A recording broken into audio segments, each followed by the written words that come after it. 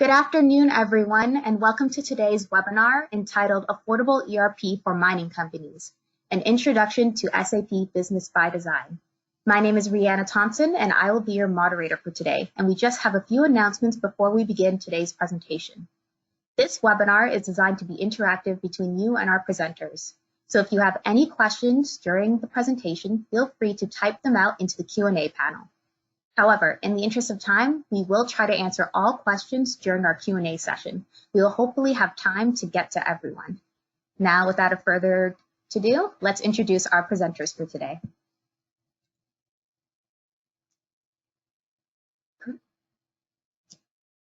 Presenting today, we have Pat Sandel, who's an account executive at Illumity, Andrew Howe, our Director of SAP Business by Design, and Lorraine Howe, our VP of Research and Development.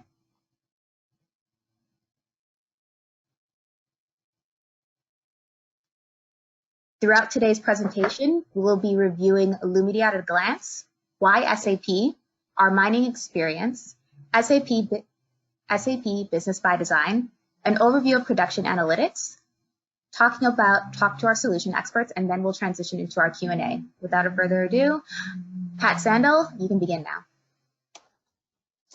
Great. Good afternoon, everybody, and thank you very much for joining. Today we are here to showcase our affordable ERP for mining, which starts as low as $150,000. So let me tell you a little bit about Illumity. We have been in business for over 20 years, 150 happy clients, over 350 consultants. Revenue last year was just over 94 million, and we have 7 offices worldwide. And we're really known for helping our customers optimize their operations by implementing SAP software solutions faster, at a lower cost, and with less risk. Illumity is SAP's go-to partner with over 60 net new implementations done in mining across 30 mining clients. When you look at why choosing SAP, over 75% of SAP installations worldwide are in companies 1 billion or less in revenue.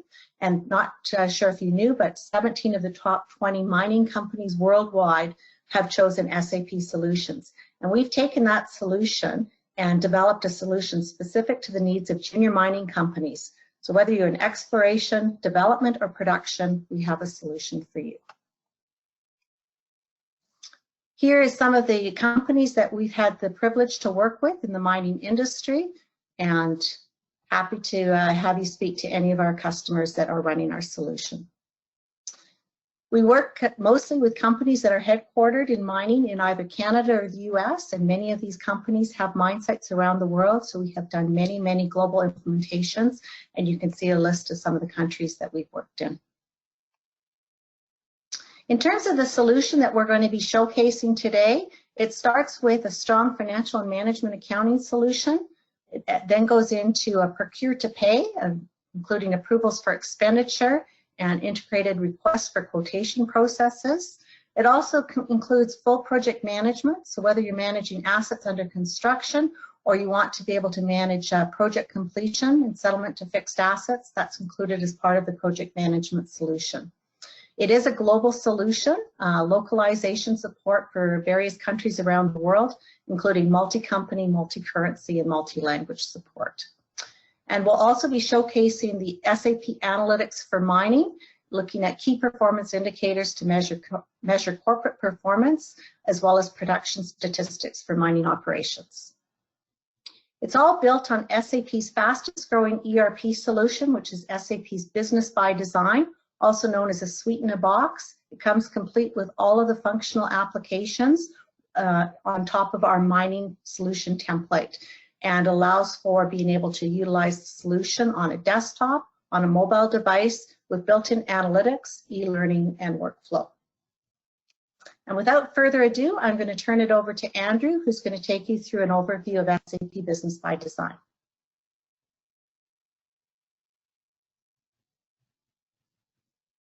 Okay, perfect.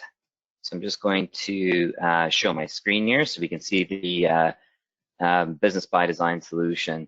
So before I get started, my name's Andrew Howe. I've been with Illumity for roughly 12 years, and I'm ultimately responsible for the Business by Design division here at Illumity, which is ultimately the product that we're going to show you here today. So for today's session, I will turn off my camera once we get into the system aspect of the demo. But what I will go through is a bit of an overview of Business by Design, introduce the audience to what the product encompasses. We'll get into a lot of analytics and some of the pre-built capabilities that come out of the box.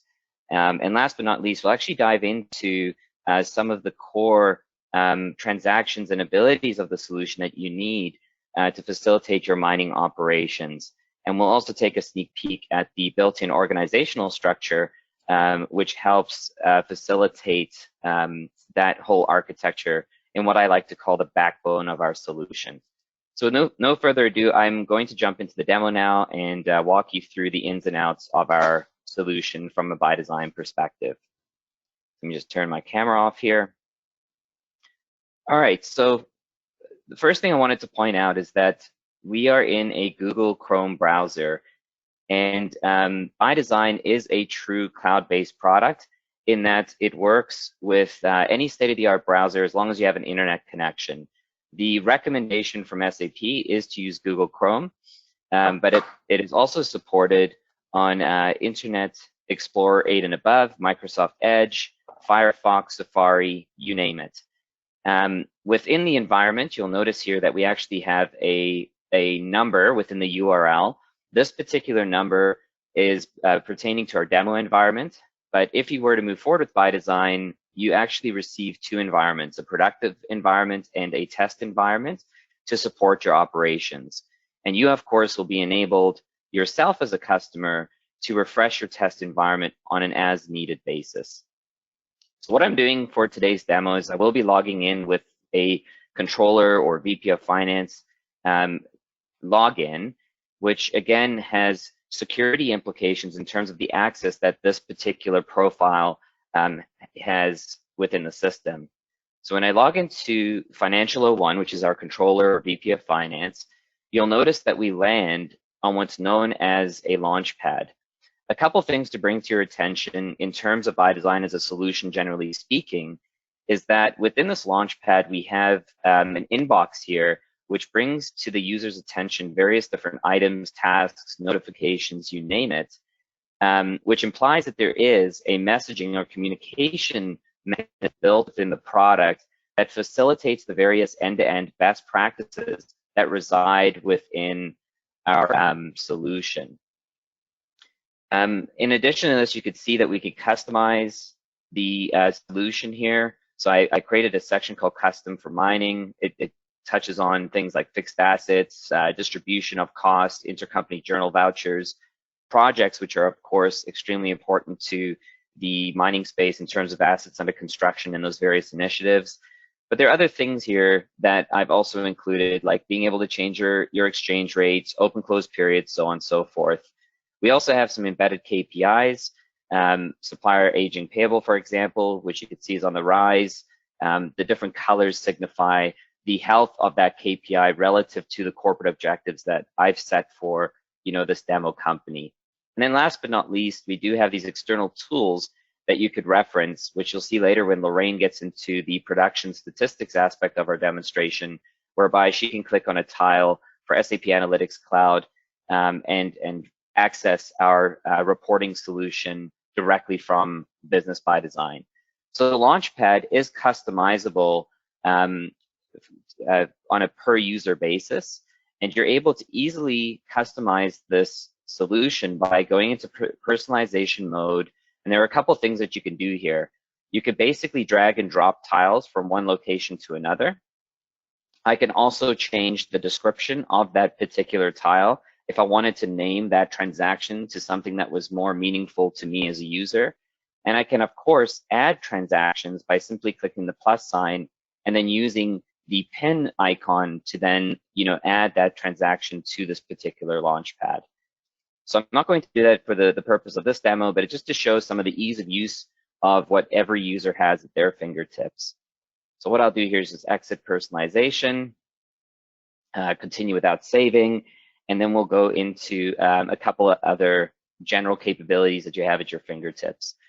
So the one thing you'll notice, we have what's known as a work center and views on the left-hand panel of our solution. Now, these work centers and views have been compiled using the experience of SAP over the 40+ years that SAP has been in the marketplace. And these various work centers and views have been built on those best practices, as well as segregation of duties. So we actually have segregation of duties built directly within our solution, which is based on Sarbanes-Oxley. So what the segregation of duties facility allows you to do is determine where you are exposed to potential risk or fraudulent type activity. So for example, if you have a user that executes a payment run to disperse cash, but also has the ability to print the check or process the ACH or wire transfer file, it obviously exposes you to potential fraudulent activity. So we do have the segregation of duties element built within our product directly. The last thing I wanted to point out from a general capability perspective is when I go into this embedded help center. So there's a lot of features and functions that reside within this area of SAP Business by Design, but one of its strengths is you can search things like, assets under construction.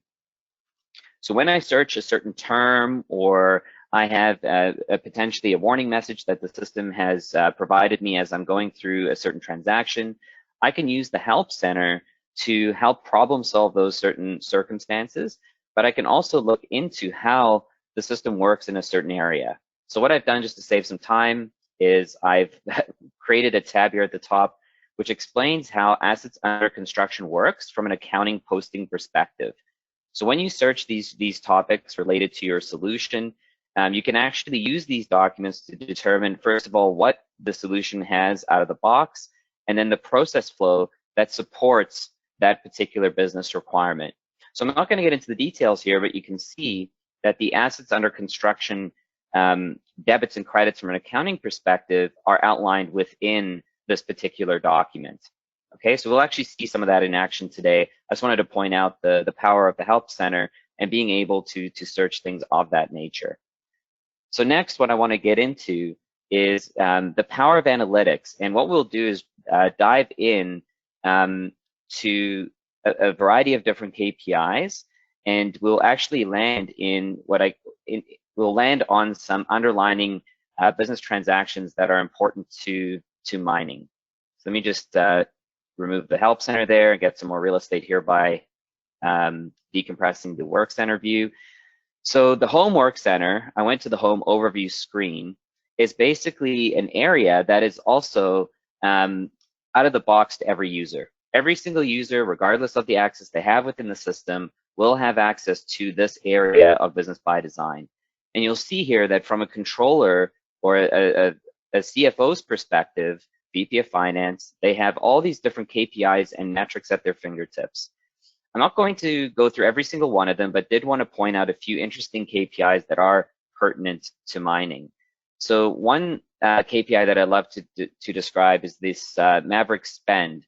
Maverick Spend basically represents the spend that has taken place without reference to a PO. And you can see it here grouped by, in this case, Supplier, that you can change how that is viewed within the report. Maverick Spend basically brings to your attention anything that was purchased without reference to a purchase order.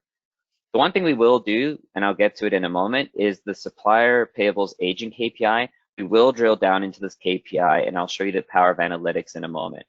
A couple other things to bring to your attention, though.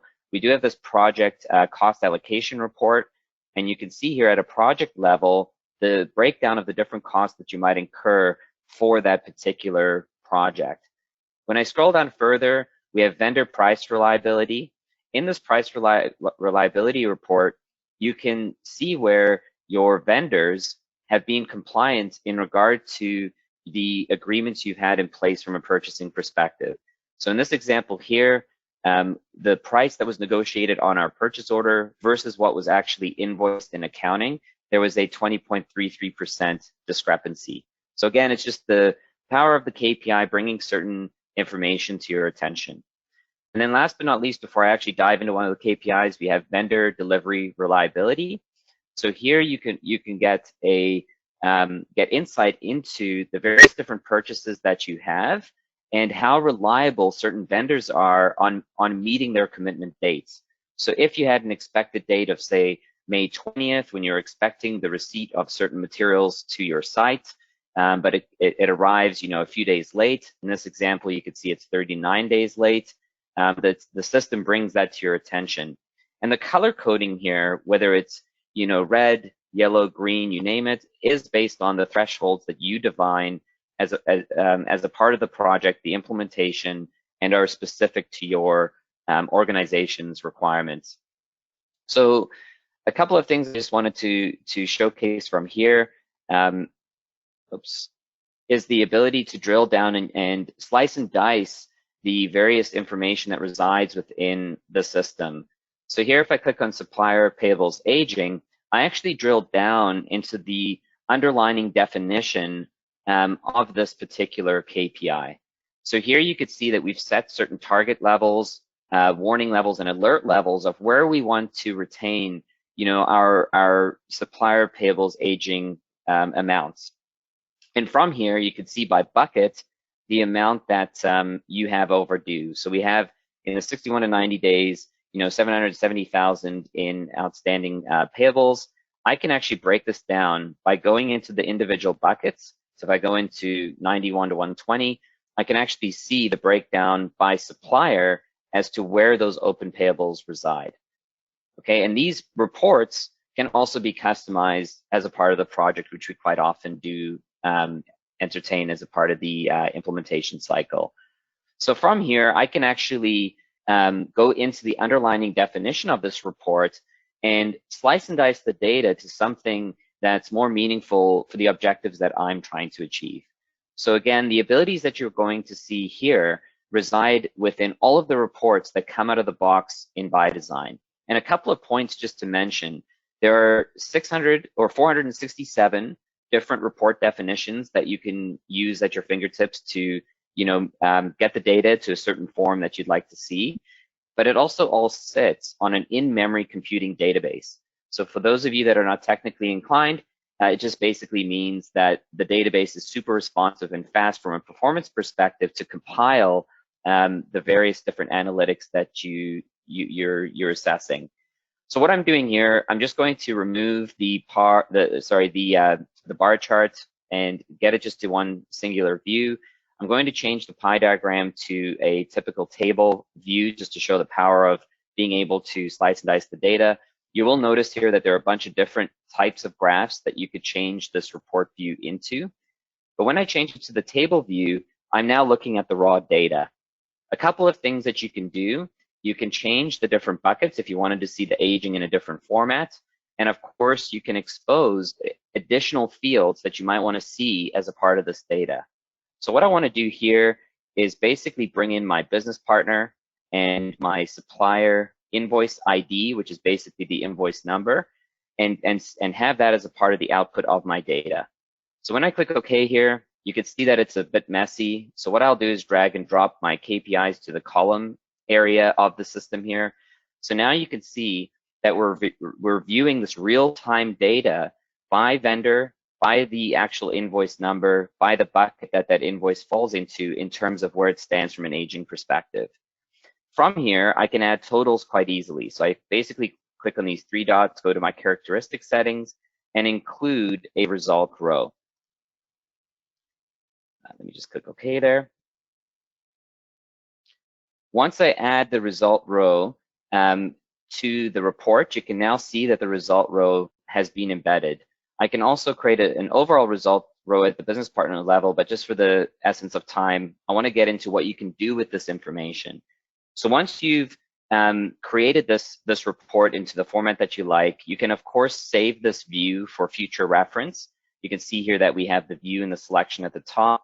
You could save both the view and the selection for future reference so that you don't have to recreate what you may like in the end every time.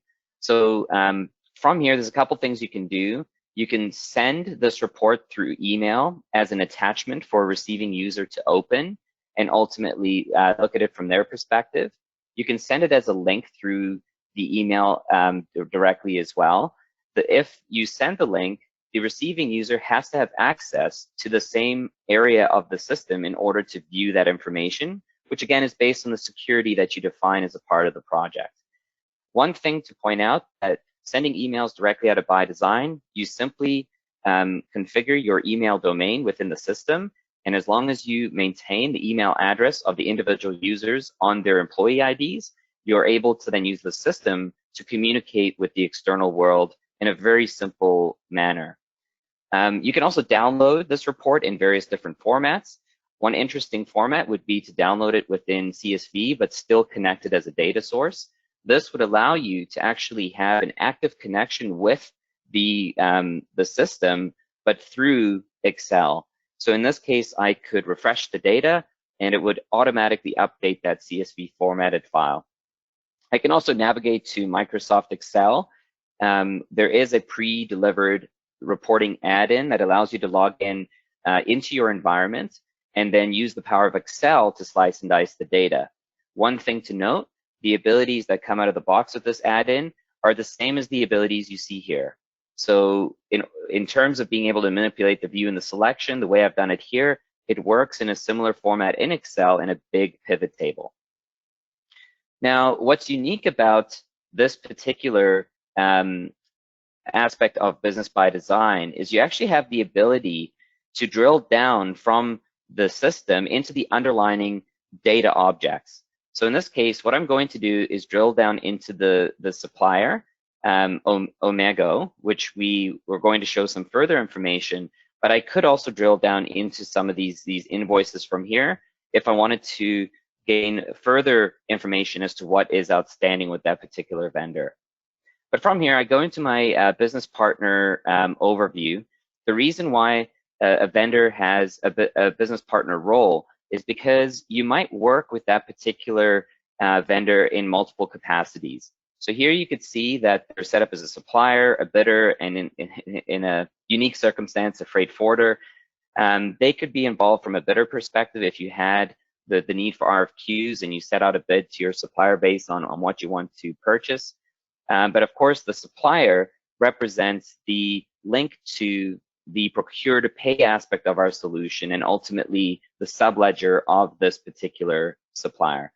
For those of you that are obviously familiar with accounting, the subledger of our vendors and customers are tied directly to the GL. So when it comes to reconciliation, your subledger always equals your general ledger. So I do know that's important for most of us accountants. A couple of things to mention on this 360 view of the supplier. We could see a couple embedded reports here. If I was to click on any of these reports at the bottom, this vendor code gets sent to that report, which you can then see a filtered view of that report just for this supplier. But a couple of things I just wanted to bring to your attention is when I go to the financials tab here, you'll notice that this particular supplier is linked to two different company codes within our solution.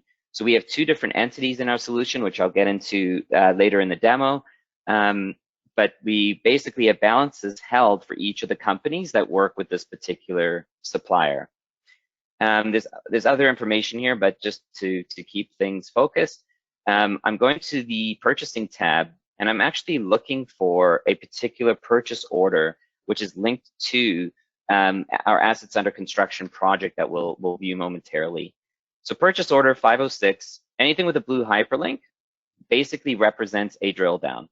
So from here, I can drill down into purchase order 506, and you can see that we purchased some SA charges, which were linked to a certain ship to location. And this is again linked to our org structure. When I go into view all of this particular purchase order and focus in on the document flow, you'll see that this particular purchase order has actually been received against and as well has been invoiced. If I change my anchor view to that of the supplier invoice, you'll see that this invoice has also been paid through bank transfer and has been reconciled with our bank statement. So this breadcrumb trail, as we call it at Illumity, represents the procure to pay best practice that facilitates our mining solution, but it also resides everywhere else in the system. So if you had order to cash, for example, the link with projects, field service, plant maintenance.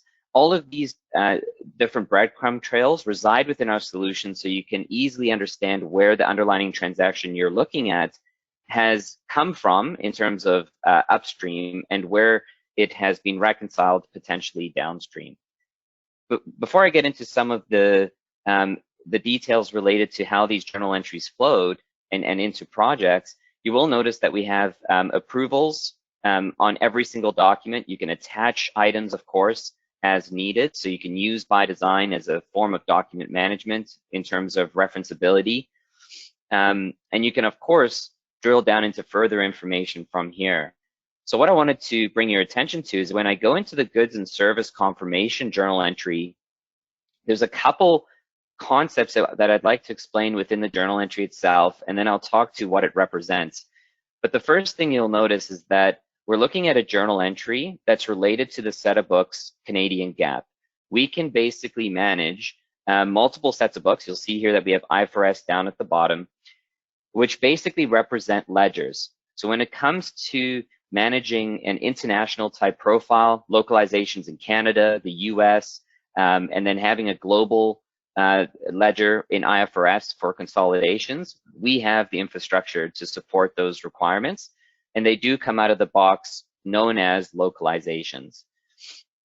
So a couple things to point out. You'll see here that the assay charge was actually capitalized to assets under construction, which later will settle to a fixed asset that you manage at a later stage. So for example, when you're building up your mine site, or in some cases you're going through exploration and the project is still ongoing, the debits and credits in the system reside under assets under construction, and you settle it to the fixed asset once that job is complete. And there's mechanisms within the project systems element of our solution to control how that flow works end to end. A couple things just to point out though, when I click on assay charges, you will notice here that we have a bunch of information embedded at the journal entry level. So I spoke about the in-memory computing database that comes out of the box with ByDesign. At a journal entry level, we have information related to your projects, to the actual quantities that were purchased, the cost center, and all the infrastructure from a back-end perspective.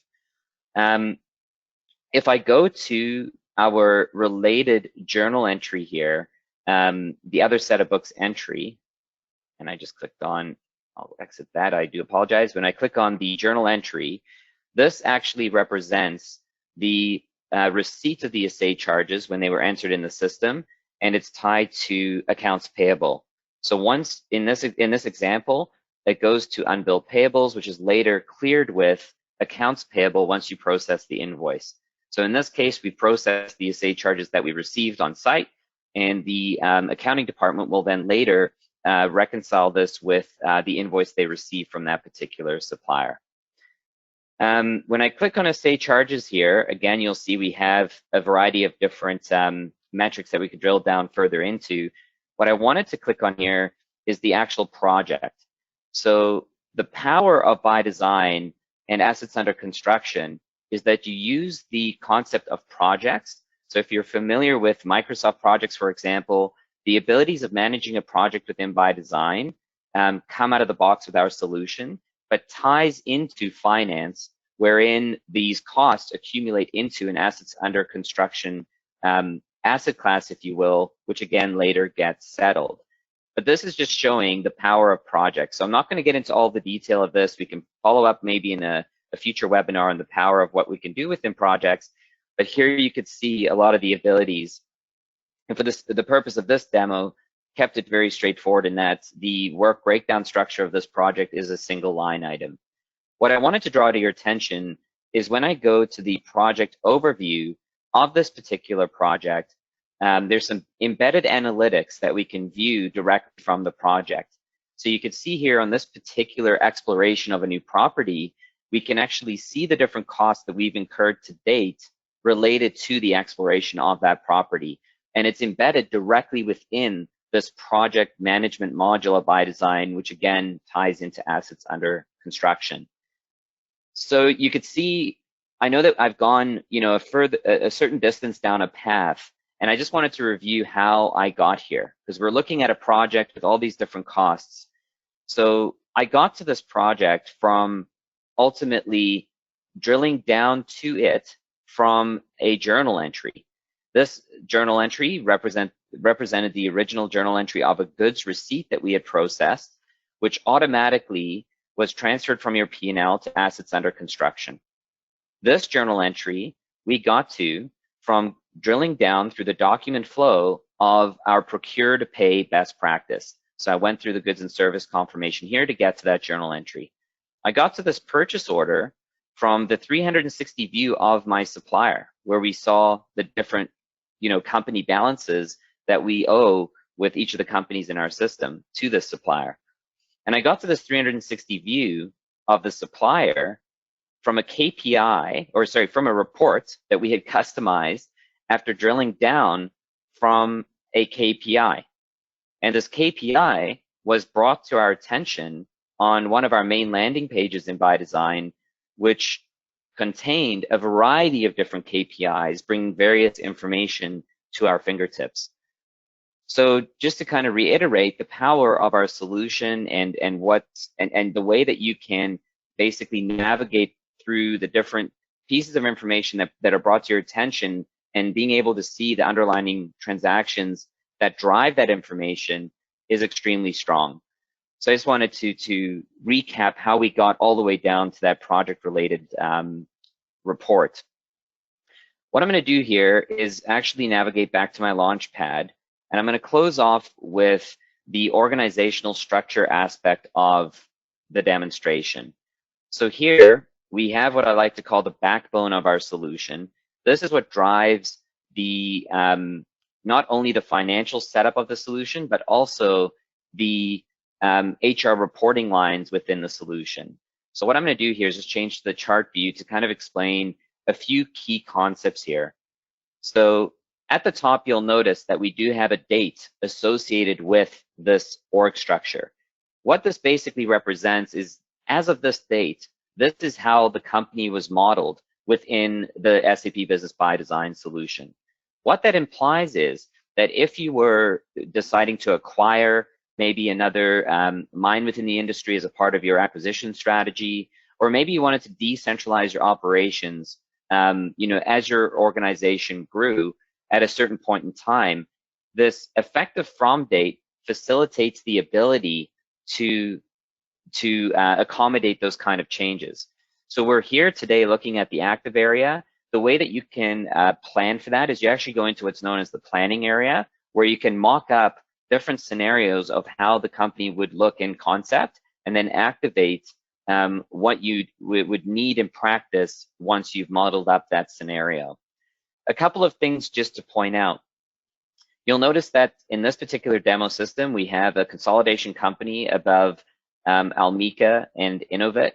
If I click on Almica and I just go to the definitions tab here, you'll notice that this particular company is set up in Canada. The reporting currency is, of course, Canadian dollars, and there's an associated business partner for Almica. So the points I wanted to bring to your attention is that the business partner is what drives the handling of automatic intercompany transactions. Now, it's not just journal vouchers. We have an intercompany procure to pay scenario, which basically encompasses if you're using resources of one company to another, we have that all automated in an intercompany scenario. And there are multiple different versions of the types of intercompany scenarios that we handle, but the point is that from a financial perspective, the business partner facilitates that objective. In terms of managing the elimination entries that would take place, you would post them to this consolidation company, and then when you run your financial reports, you get a true depiction of what the overall landscape of the different companies you may have looks like from both a P&L and balance sheet perspective. So from here, there's a couple things I just wanted to point out. If we expand Almica, you'll notice that Almica has a variety of different sites.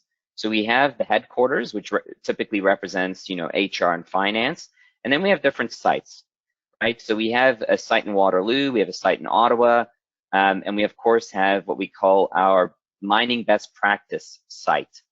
So a couple things to point out is that if you do have multiple locations of where you have different mine sites, we have the ability to set them up as what's known as a business residence, which enables you to facilitate various different warehouse management type capabilities in terms of managing a spare parts warehouse, for example, where you might use spare parts on some of your fixed assets that you have on site. And then, of course, we can set it up as a segment, profit center, and cost center. A segment is compliant with IFRS in that you can run both balance sheet and income statement by the segments you define in the system. Again, it's one of those requirements for IFRS, and we see as a useful benefit when it comes to looking at the P&L as well as balance sheet by site.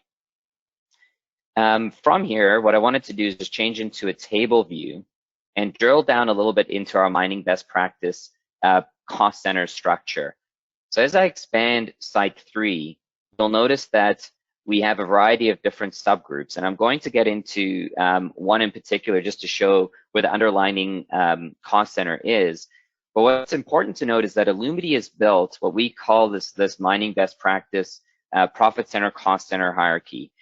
And it's something that we recommend you do implement as a part of your project. However, some mines have different levels of information in terms of what they require from a reporting perspective. What we've seen is that this is common. And so we do lead with this best practice chart of accounts, or sorry, cost center structure. We do have a best practice chart of accounts, even though I slipped in this part of the webinar. But if I was to, for example, expand operations and I go all the way down into mining, what I'll do here is go into mining operations as well, and then scope. You'll notice that we have here some underlining cost centers that work within this hierarchy. So the point that I'm trying to make here in terms of the power of this hierarchy is that when you post your entries, especially on the payable side, to these underlining cost centers, the hierarchy that it inherits above, you can report by each of those levels. And it's a very key element to the analytics side of our solution. And I think this is where a logical transition to Lorraine makes sense, in that this cost center reporting structure ties into what we call production statistics. And we're able to actually get a variety of different reports between this and those production statistics. So with no further ado, Lorraine, did you have anything to add before you got started? I think it's time to switch over to you and introduce you as well. Yeah, no, I'm good. I'm good. Ready to go. Okay, I'm just showing my screen, and I'll just put on my webcam just very quickly. All right, just to introduce myself, I am Vice President at Illumity. I've been at Illumity for almost 12 years now, and in that time, since we started actually reselling SAP, we've been working in the mining industry. It's one of the industries we focus on the most, and I've been involved in various capacities from running the finance team to the BI team, and now in my role at innovation, bringing all the new cool stuff like mobility and so on to the table. So I don't have a ton of time, so I'm going to switch my webcam off and get into the demo. So hopefully everybody can see my screen okay. So what we're leading to from what Andrew already spoke about was now getting to the point where we need to start collecting on a productive mine all of the production stats that are being recorded. And we are recording typically those stats either through an Excel spreadsheet that maybe a supervisor is managing on the site, or we are entering it into a system, so it's being collected automatically, perhaps in some cases, from machines and also manually in a third-party system, or we can actually collect it directly into the system through a mobile application, which is what I'm going to focus on now, is just show you how that collection of the stats can happen. Now, once those stats are brought into the system, we can include them in the cost reporting that Andrew spoke about earlier, or we can actually leverage a solution that I'm going to show you called the SAP Analytics Cloud, which really focuses on being able to analyze the costs but also to bring in some insights that you wouldn't just get out of the system that involve machine learning and things like that as well. So I will try and get through that in the next 9 or 10 minutes so that we can get to some question time at the end as well. So we'll start off by looking at the Statistics Manager, which is really just the mobile application that will enable you to collect stats during the day as you're working on the site. And it's very simple. It really just consists of, and this obviously will work on a phone or on an iPad or a tablet of some kind, and of course on a desktop, as you can see as I'm demonstrating right now. So production stats can be collected at different levels. You don't have to collect them daily, but you might want to collect them daily because then you can do trends over time. You also obviously can load, maybe not that obvious, but you can load planning data into the system as well so that you can do a comparison of actual versus plan. And you can plan even at the granular level of day or even shift. So what I'm going to show you here is just an example where we're going to collect the actual stats on a daily manner, and we're also going to do it by shift. So we could have multiple shifts in a day that we track the stats by. And then we'll look at it by site and then by cost center. So what I need to do on my app is I've got to choose the shift. So I've got just a few examples here, but these are completely maintainable as part of your master data. So I'm going to just say it's a regular day shift. The site I'm collecting it on is going to be the one mine site that we talked about within the org structure.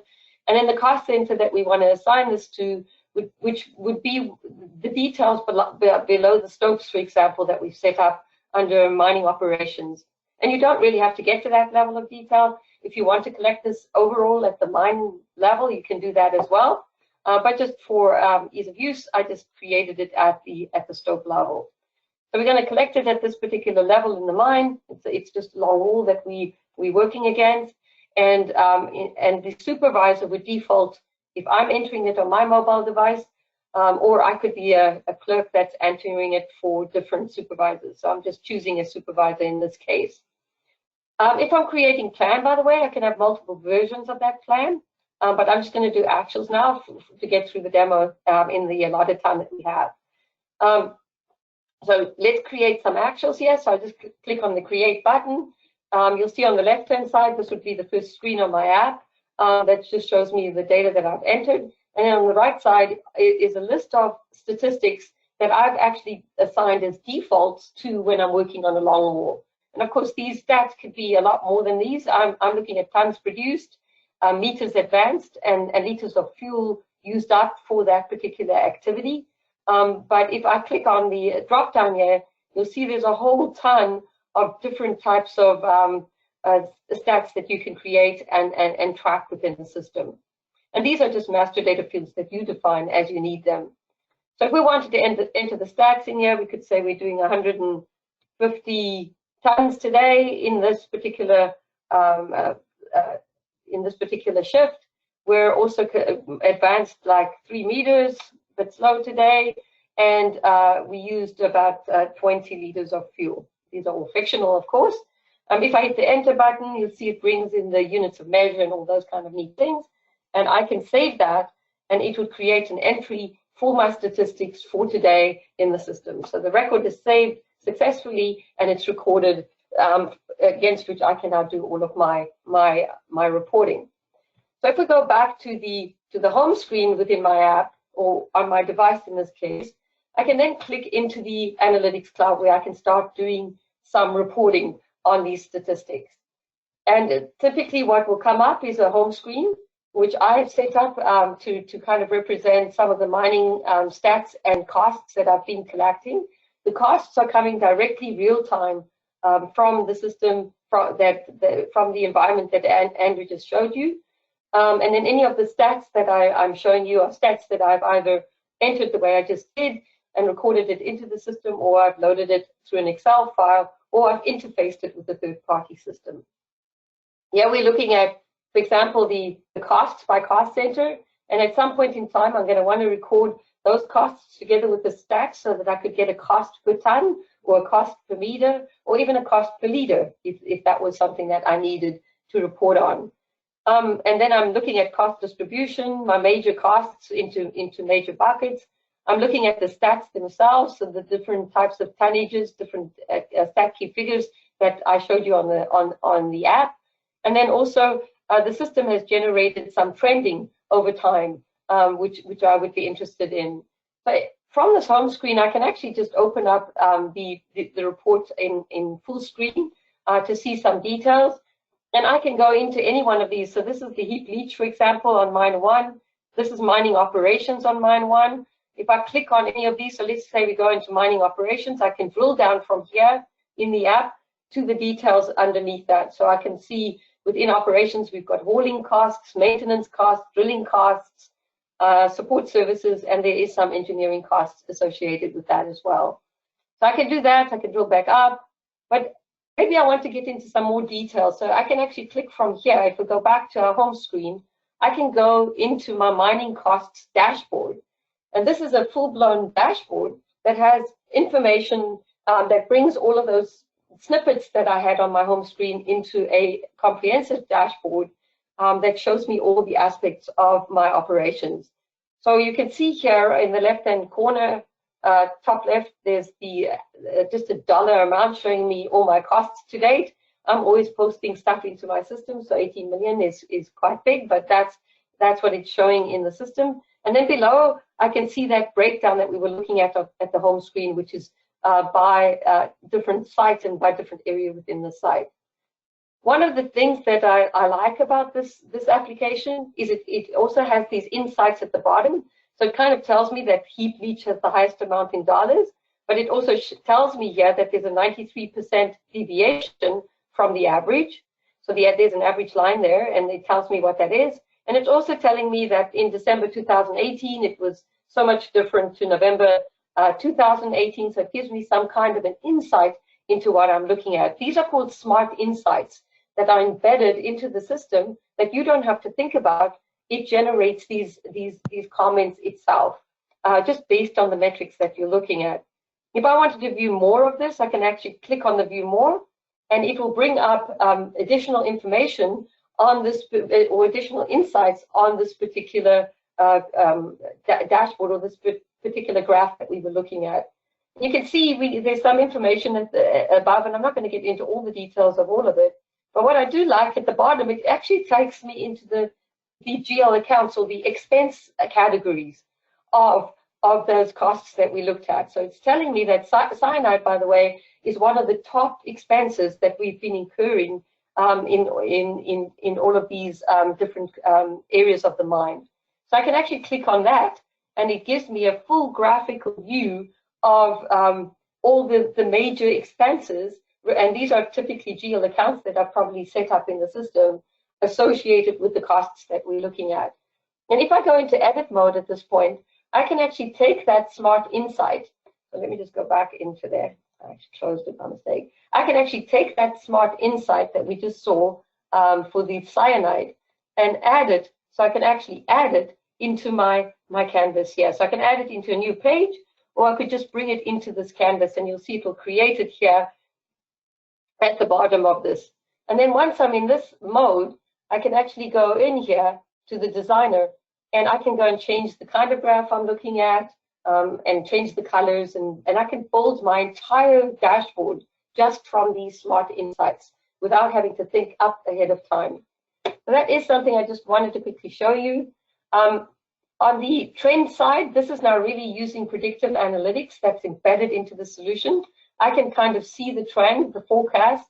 So I've got all of my historical data, and then you can see there's some kind of a linear regression that's being posted over time. So this is just looking at costs as they've trended.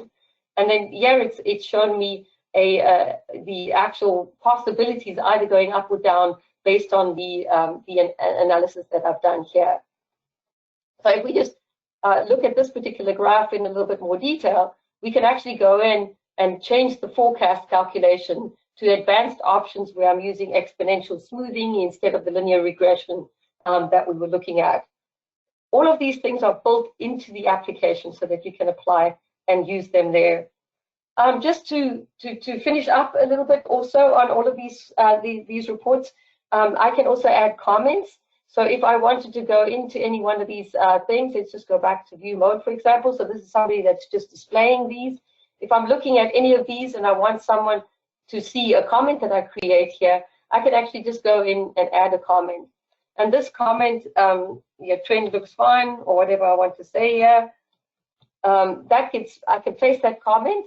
It records it against my name and the date, and anybody else looking at this dashboard would be able to open up my comment and see what I said and then add to that comment. Comments can also be trashed by the creator of the comment at any point in time as well. The other part of this dashboard, so we could, I could get into this forever, but I don't have a lot of time, is looking at the costs and the statistics brought together, right? So this is where we really want to calculate how much is it costing me to run my mine based on the stats that I'm recording. So I just created a subset of the stats here, and I can click from one stat to another to get the system to recalculate the cost per stat. So it brings in the total stat for now in this case, the metallurgical mine or tons of ore that have been mined. So there's a new dollar amount here, and it's just calculating the cost per ton. And then I can drill down, of course, from here. These are the cost centers we were looking at previously. These are the GL accounts. So if I wanted to look at more detail around the mining operating supplies, I can open that up and see the calculations and the costs per ton. So it's recalculating that as part of the report all the way down to that level. And then finally, I can look at my production stats here and see all the stats that I've decided to collect in this particular dashboard and how they've performed against the budget. So the budget figures and the actual figures can be represented. And again, these dashboards are created on the fly using the real-time data that we've brought in from the postings that we saw earlier on. The other thing that you might want to be able to do within this environment is collaborating with people. So there is a collaboration tool available that's embedded in here. So if I wanted to ask somebody to investigate anything on this particular page, I can just ask to create a new discussion. So I invite my participants, and all the participants in the system become available to me. So I can go in and choose someone. So I'm just going to choose Mike. And I can say to Mike, have a look at this particular story and look particularly at the costs for heat leach, for example, question mark. And I can send that to him. In his system, while he's operating and working his day-to-day job, he will get a pop-up saying, Lorraine wants you to have a look at this. And when he clicks on this particular story, it will actually open up the story on the left-hand side. So if we leave that, it will open up that same story in his system as long as he has access to it so that he can go and investigate it further. So that's about it. I mean, we could get into this in a lot more detail, but this is just to show you the capabilities around collecting statistics and then being able to apply those statistics in a dashboard environment where you can do all those kind of calculations and reporting that you need. So that's it from my perspective. I know I've gone 4 minutes over time, which has limited our question and answer time, but I'll hand over to you, Rihanna, just to lead the question and answer session for us. Thank you, Lorraine. So just before we jump into the Q&A session, I do want to bring a new offer to everyone's attention today. Lumity is offering free consulting sessions every Tuesday, Wednesday, and Thursday from 3 p.m. to 4 p.m. with one of our solution experts in finance, logistics, and human capital management. If you are interested in participating in any of these sessions, more information will be included in our follow-up email, which will also include a copy of the recording of today's webinar. That being said, let's jump into the Q&A. So the first question from the Q&A, this one I believe is for you, Andrew. The question is, does BYD link with scheduling software like MS Project, Primavera, especially for forecasting forward time phase spending? Yes, absolutely. So the way that ByDesign connects with any third-party application is through Web Service API. So of course, we would take a look at the technical capabilities of the receiving or source system that we have to connect with, but it's done through that mechanism in a REST and SOAP service architecture. Hopefully that answers the question. Awesome. Next question. Do you have the ability to accommodate a multi-level approval process in SAP? For example, can I have purchases over 50K require the approval of our CFO? Yes, so that's a great question, and it is quite a common one. The approval process in the system is inherited by that org structure that you saw. You actually assign org managers at that org structure level. So not only can you have multiple different managers depending on, you know, the different cost centers that are included be involved in an approval, but you can also set up these different thresholds whereby it needs to go through the CFO if it's above 50K, anything below would follow that standard workflow, if you will. But you can always customize that as well if you didn't want to inherit the org structure as the main mechanism for approval. Mm-hmm. Lorraine, this one's for you. What about distribution or allocate of departmental costs back to physical in scope work? That came up during your analytics section. I think that's more of a question for Andrew, actually. But yeah, we can allocate costs for sure. Can you repeat the question just one more time? Mm-hmm. What about distribution or allocate of departmental costs back to physical in scope work? In scope work. Yeah, so that is actually a question for Andrew, but I'll attempt my answer, and Andrew can correct me. So the in-scope work is basically what we've done is we've created a cost center at the scope level, right? So because we want to track the costs at that level. But yeah, there will be lots of costs, departmental costs and other costs that are not at the scope level. So what you're really looking at here is doing an allocation cycle from those costs to the costs that the scopes are accumulating. And you can do that in various ways. You can do it through a fixed number, or through a percentage, or even based on the postings that are in the scope cost centers. So Andrew, is that a good description of the answer? Yes, it is. The technical capability is called a distribution rule. And that's something that you update before the end of each month in case those percentages change or the fixed amount.